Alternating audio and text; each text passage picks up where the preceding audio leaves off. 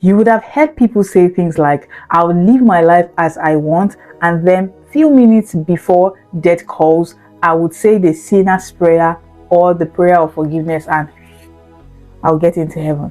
Well, I want to match two stories from the Bible for such people. One of them is in Luke 15, the parable of the great banquet, and the other is in Matthew 25, the parable of the wise and the foolish virgin. You see, for the parable of the great banquet, there was this master who made a great feast, prepared everything, sent his servant to go out and called his invited guests to come in, and then the three of them gave different excuses. This one said, I just married a wife, I just bought a land, I just got some oxen, I have to test them, blah blah blah, and they did not come. So this master was angry that he declined his invitation, but then he did not cancel his banquet. Instead, he sent his servant to go ahead in the streets and in the towns to bring the lame, the blind, anybody you can see. They brought all of them in. There was still room, and then he sent them out to the hedges and all of that. He got people in. This first parable of the great banquet tells us that you don't have to wait until the last minute, because people are already getting into the banquet room and feasting. It's something that's happening presently and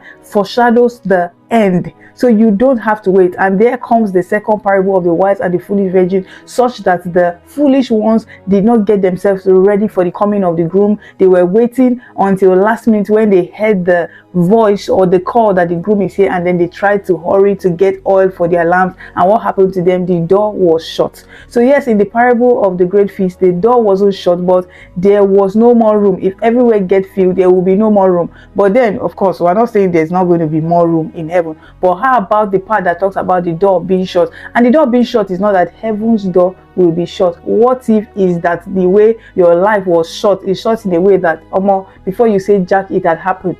Don't be foolish. Be like the wise virgins who would prepare, who are ready, or be like those who, while the master is saying, come, have a feast, have a banquet with me, they accept the invitation. Because the friends who declined the invitation, he said, this one will have nothing to do with me.